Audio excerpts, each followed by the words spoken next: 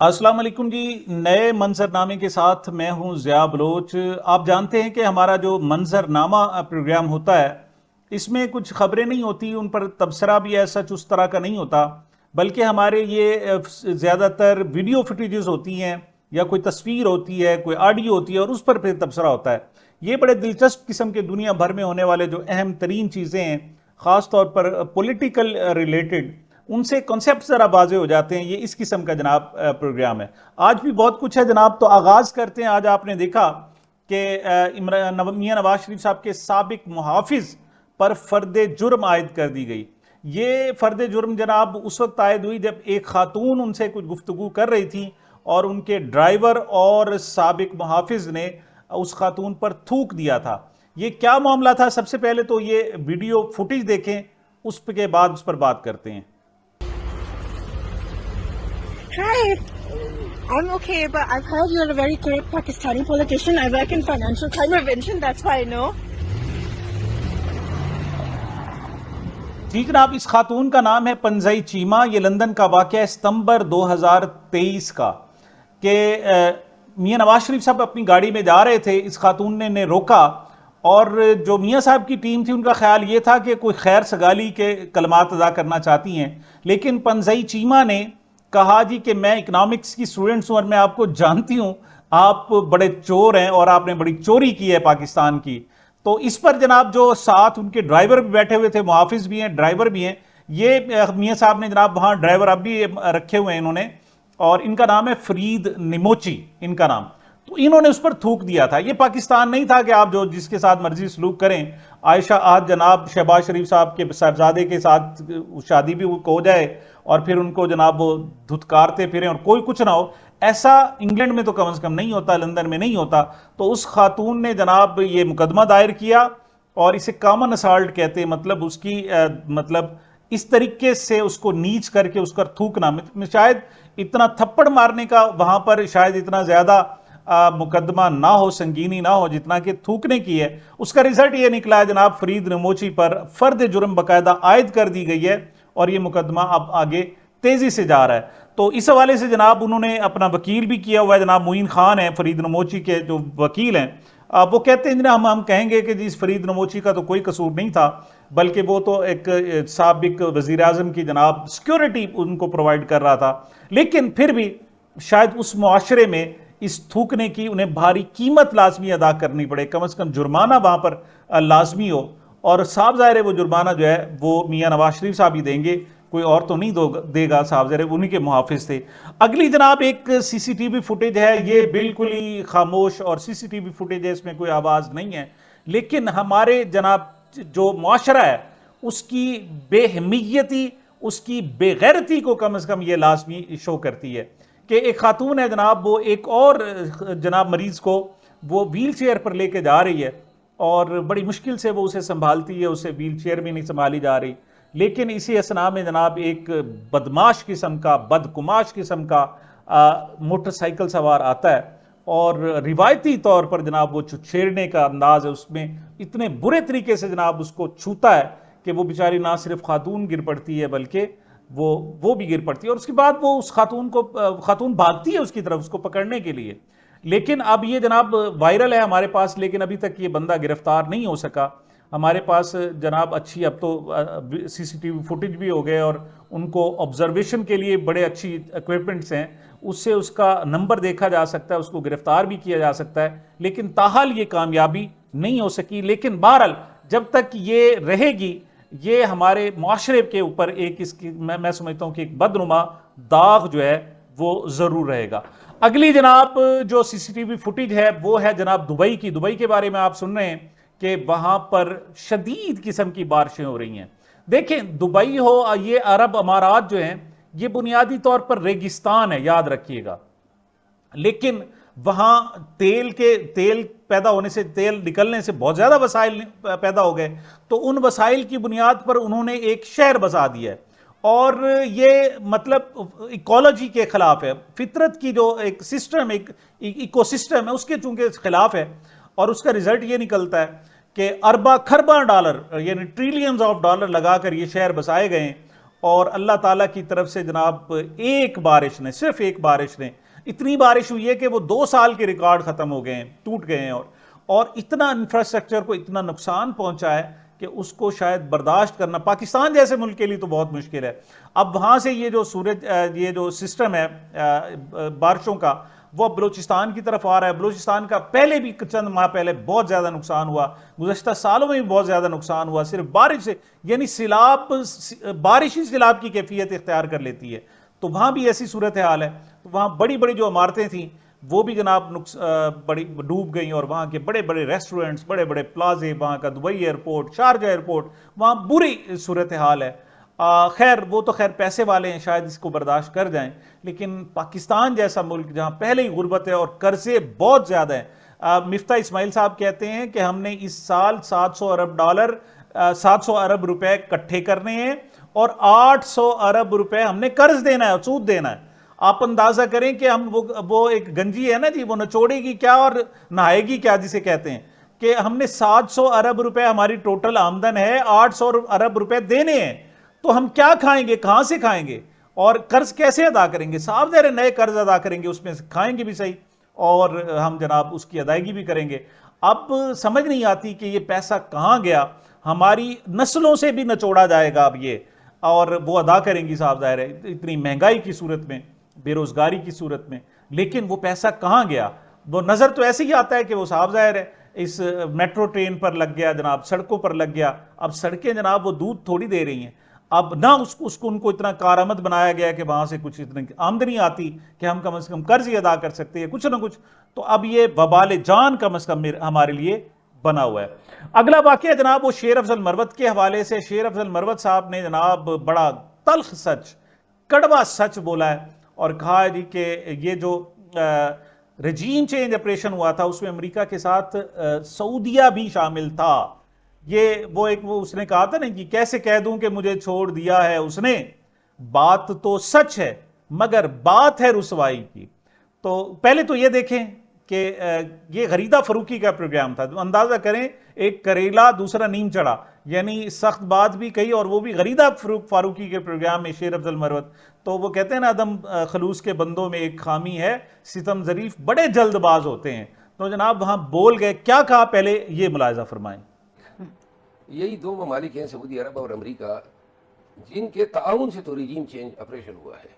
आप सऊदी अरब को भी इम्प्लीकेट कर रहे हैं बीच में? डेफिनेटली कंड्यूट का किरदार अदा किया है सऊदी अरब ने। बड़ा संगीन इल्जाम आप लगा रहे हैं, और पाकिस्तान के बरादर मुल्क पे आप लगा रहे हैं, ये एक नई चीज है जो आप बरादर मुल्क ने हमेशा हमारे मामलात में हमारी मतलब हेल्प की है। नहीं, पहले हमेशा से इल्जाम अमेरिका पर था। अमेरिका का तो ये कंट्यूट बना हुआ है ना। देखिए पाकिस्तान में अभी जो हालात हैं और ये जितने भी एड आ रही है, ये उसी प्लानिंग का एक हिस्सा है जिसके तहत आप कह रहे हैं कि सऊदी अरब भी इमरान खान की हुकूमत गिराने में शामिल था, मुआविनत थी। डेफिनेटली। किस एतबार से, किस तरह से? ये जो रिजीम चेंज ऑपरेशन हुआ है, ये रिजीम चेंज जो साइफर की स्टोरी शुरू हुई है, अब आपको इल्म नहीं है कि एस्टेब्लिशमेंट पाकिस्तान के कौन कौन से लोग किस किस के था निभाने कहाँ से। आप इसमें सऊदी अरब को भी शामिल कर रहे हैं? मैं नहीं, हम ये एक अटल हकीकत है। ये आप एक बड़ी बात कह रहे हैं, बड़ी एक नई खबर दे रहे हैं आप मेरे प्रोग्राम में आज, सिर्फ इसलिए कि पाकिस्तान के सऊदी अरब के साथ ताल्लुकात अच्छे हो रहे हैं। सऊदी अरब का क्या इंटरेस्ट, क्या आपके मुताबिक, पीटीआई के मुताबिक उनका क्या इंटरेस्ट हो सकता था रिजीम चेंज में? रिजीम चेंज बेसिकली तो जो बाइडन की हुकूमत ये चाहती थी, और जो बाइडन चूंकि ये हमेशा से बगल बचा रहा है अमेरिका का, सऊदी अरब की हुकूमत जो है वो उन्हीं के इशारों पे रीजन में जो है उनके पर्पज को सर्व करती है। तो लिहाजा कुछ हालात ये भी हो गए कि एक खान साहब पे इल्ज़ाम लगाया किसी ने, प्रिंस मोहम्मद बिन सलमान के कान में डाल दी कि जी उसकी मिमिक्री की गई थी एक कैबिनेट मीटिंग में, तो वो भी जवाब बनाया गया। लेकिन असल चीज़ जो है वो जिद या आर्दरमी शायद इतनी नहीं थी जितनी वो। ये बड़ी संगीन बात आप कर रहे हैं कि इसका ताल्लुक उस गिफ्ट की हुई घड़ी से तो नहीं? नहीं, मैं जो मैंने आपको बताया ये मुझे इल्म है, और खान साहब इसको देखिए ये बात। इस हवाले से इसार राना साहब ने बड़ी गुफ्तगू की है। वो कहते हैं जी इतना कड़वा सच है कि इसे पीटीआई भी डाइजेस्ट नहीं कर सकती। इसार राना साहब ने क्या कहा, ये भी मुलाहिजा फरमाएं। 10 साल का जब मुआहदा करके सऊदी अरब गए थे तो कौन लेके गया था? मलिक साहब, आपके ठीक है ना। अच्छा, फिर बार बार जो ये जद्दा पहुंचते हैं, फिर ये कहा जाता है कि हमारे उनसे जाती ताल्लुकात हैं, ठीक है ना, और वो गारंटी देते हैं कि मियाँ साहब को आप भेज दें, हम गारंटी देते हैं, ये हमारे पास रहेंगे। तो मैं ये समझता हूँ कि कुछ सच ऐसे होते हैं कि जिसको बोलते हुए हम खुद शर्मिंदा हो रहे होते हैं। क्या अमेरिका तो बहुत दूर की बात है, सऊदी अरब और सऊदी अरब के हुक्मरान वो जब चाहे पाकिस्तान की सियासत में, अब मैं बताऊं, हाँ। एक इमरान खान ने या आप कहा था अमेरिका को एब्सोल्युटली नॉट जी। एक दफा इमरान खान के दौर में इमरान खान के वजीर खारजा ने कहा था कि हम सऊदी अरब से डिक्टेशन नहीं लेंगे, अब फैसले हमारे इस टेबल पे होंगे, जिसके बाद फिर उनका एक नया सिलसिला शुरू हुआ। तो मैं भी बस इतना ही महफूज कह सकता हूं क्योंकि वो हमारा बड़ा भाई है और हम मेरे मैदे में भी उसका नमक जो है वो उछल उछल के बोल रहा है। वो अलग बात है कि वो वहां पे हमारा पासपोर्ट उठा के ऐसे फेंक दें, लेकिन हमारे बड़े भाई हैं, हमारे अन्नदाता हैं। तो मेरा ख्याल है इतना कड़वा सच जो है मरवत साहब ने जो बोला वो खुद पीटीआई डाइजेस्ट नहीं कर सकती और बावजूद नहीं कर सकती। और वैसे इस मौके पे मरवत साहब को ये इसलिए भी नहीं कहना चाहिए था कि वो हमारे पास आए हुए हैं और अल्लाह करे कि जो हम सुहाने सपने देख रहे हैं वो पूरे हो जाएं और वो 10-12 अरब डॉलर की इन्वेस्टमेंट पाकिस्तान आ जाए, पाकिस्तान के दुख दलदर दूर हो जाए। हमें तो रोटी चीनी घी उतनी कीमत पे मिलेगा, लेकिन चलो जो ऊपर के लोग हैं माशाल्लाह उनकी जिंदगी में तो इनकलाब आ जाएगा ना। अगली जनाब जो सीसीटीवी फुटेज है वो गौहर अली खान की है। गौहर अली खान बड़ा कॉन्फिडेंस से कह रहे हैं जनाब कि आज दिन शुरू हो चुका है 19 अप्रैल का 12 बजे बुशरा बीबी का मुआयना हो जाएगा। किस बुनियाद पर वो शायद अपने रिलेशनिंग के बुनियाद पर या जो उन्होंने आर्गू की है अदालतों में जाकर उस बुनियाद पर कह रहे होंगे। पहले तो ये देखें कि गौहर अली खान साहब क्या फरमा रहे हैं, पहले ये मुलाहिजा फरमाएं। मेरा आज खान साहब ने खुद अदालत से रिक्वेस्ट की है बीबी के सेहत के बारे में और इस खदशे के पेश नज़र कि उनको जहर दिया गया है, उनको हार्पिक दिया गया है। जज साहब ने आज ऑर्डर किया है कि शौकत खानम के डॉक्टर की मौजूदगी में बीबी के कल 12 बजे टेस्ट भी होंगे और इसका फिजिकल मुआयना भी होगा। और शौकत खानम का डॉक्टर आसिम साहब आग इस्लामाबाद के जिस हॉस्पिटल से कहेंगे वहाँ से उनके टेस्ट भी होंगे। हम उम्मीद करते हैं केस पे अमल दरामद होगा। मेरा अपना भी ख्याल ये है कि आज शायद मुआयना हो जाए। उसकी वजह है, अगरचे मैं पहले एक प्रिडिक्शन कर चुका हूं, मेरी दुरुस्त नहीं हुई और बंदे को मानना चाहिए, कबूल करना चाहिए कि 9 अप्रैल को उनकी रिहाई के हवाले से मैंने बात की थी, लेकिन वो नहीं हो सका। लेकिन उसकी वजह यह है कि खान साहब बड़े फ्यूरियस हो रहे हैं, बड़े शदीद गुस्से में और नाराज़गी में। वो अपनी अहलिया, गैरतमंद आदमी है, वो अपनी अहलिया के हवाले से कोई चीज़ बर्दाश्त नहीं कर सकते। वो पहले भी एग्जाम्पल देते रहते हैं कि अपनी इज्जत के लिए जान कुर्बान करना सबसे बड़ी शहादत उनके ख्याल में यही है। तो वो जनाब इस हवाले से नो टॉलरेंस, कोई वो अपनी ज़ात के हवाले से तो बर्दाश्त कर लेते हैं, इस हवाले से बर्दाश्त नहीं करते। और उन्होंने जो मैसेज पहुंचाया है वो बड़ा सख्त है। उन्होंने डायरेक्ट आर्मी चीफ को जनाब इस हवाले से कहा है कि वो उन्होंने सज़ा दिलवाई है जजों को, कनपट्टी पर पिस्तौल रख के जनाब मेरी बीवी को मुझे सिर्फ तोड़ने के लिए किया है। और 6 साल वो कहते हैं मैं उनके साथ हूं, मेरी बीवी मेरे साथ है, वो कभी बीमार नहीं हुई, अब 4 महीनों से बीमार है। इसमें भी जनाब वो इसको कोई जहर खानी का जनाब मामला करार देते हैं। मेरे ख्याल में जिस हद तक फ्यूरियस हैं और पूरी दुनिया इस मामले को टैकल कर रही है, तो अब शायद मुश्किल हो हमारे ताकतवर हुक्मरानों के लिए कि अब मजीद बुशरा बीबी का मुआयना ना कराएं। मेरा ख्याल है कि शायद मुआयना करा दिया जाए। अगला जनाब बड़ा एक खूबसूरत जनाब है, मेरी पसंदीदा शख्सियत। इस वक्त हर सतह पर बयान है, आपको पता है। टीवी पर इमरान खान का नाम नहीं, उसका जिक्र नहीं, किसी और जगह पर भी, लेकिन लोग इम्तिहान में जाकर लिख के आए हैं।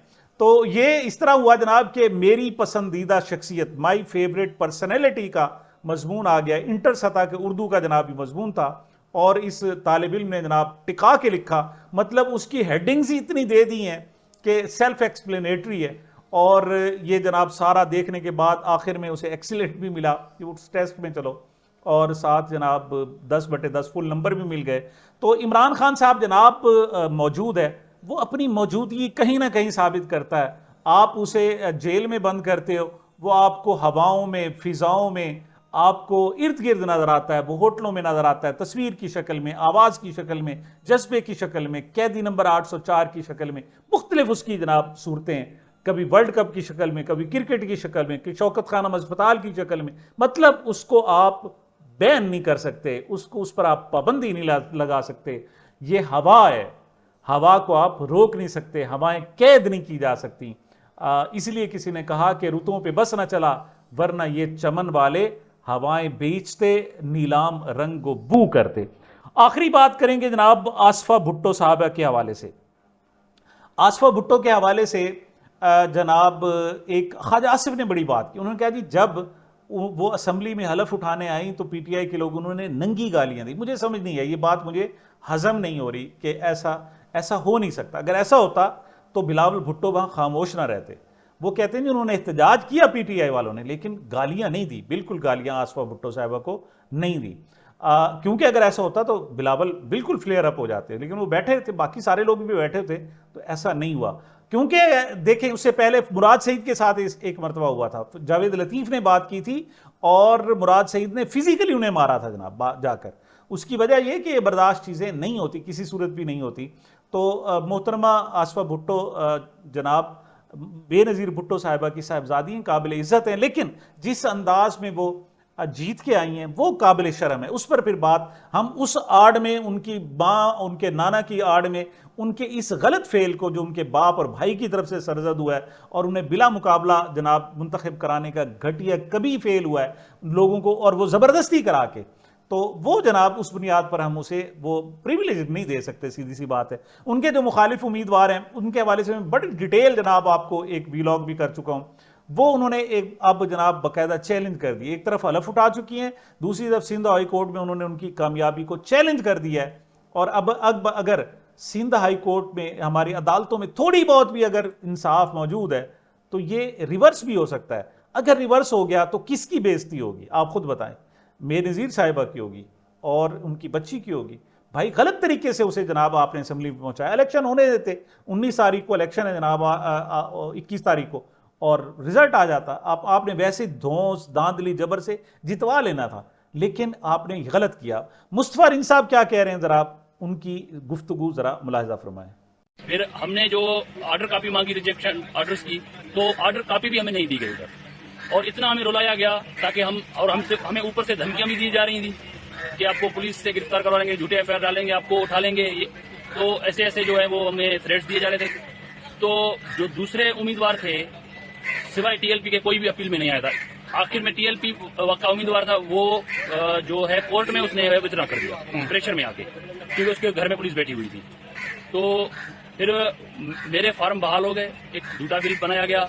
झूठा बिल जो है वो फिर मेरा कंडीशनल फैसला लिया गया कि 24 घंटे में ये बिल भराएं। मैं बिल भराने जा रहा था, रास्ते में मुझे इन्होंने किडनैप कर लिया, अगवा कर लिया सिंध पुलिस ने। अच्छा। 2 दिन मुझे वहां पर मैसूर रखा, कैद रखा प्राइवेट जगह में।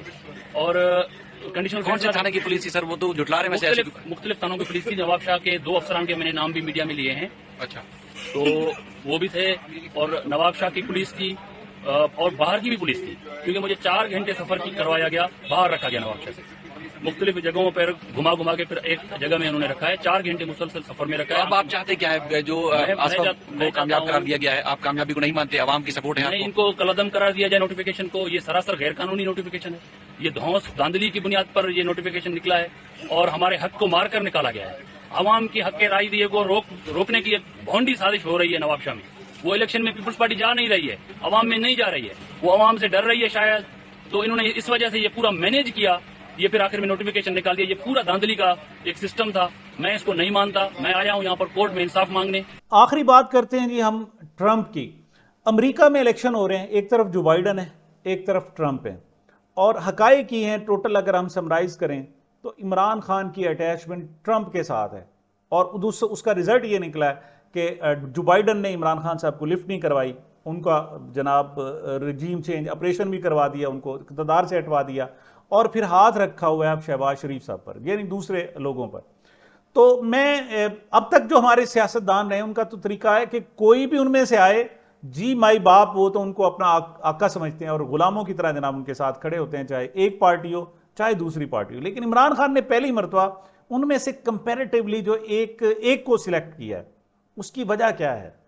ट्रंप कुछ भी हो, ये कम से कम कत्लो गारत का मुखालिफ है, ये नहीं चाहता कि जंगे हों। क्या कह रहा है, पहले उनकी जरा गुफ्तगू सुने कि हमने ट्रिलियन 9 ट्रिलियन खर्च कर दिए मिडल ईस्ट पर, और बिलियंस लोग मरवा दिए, उनमें अपने भी हैं, दूसरे भी हैं, मुसलमान भी हैं, गैर मुस्लिम भी हैं, हमारे भी हैं, दूसरे भी हैं, वो कहता है। और लेकिन हमें मिला क्या? सिर्फ खून मिला, हमें वहां पर ब्लड शेड मिला, हमें जिस्म लाशें मिली और कुछ नहीं मिला। ये क्या कह रहे हैं ट्रंप, जरा मुलाहिजा फरमाएं।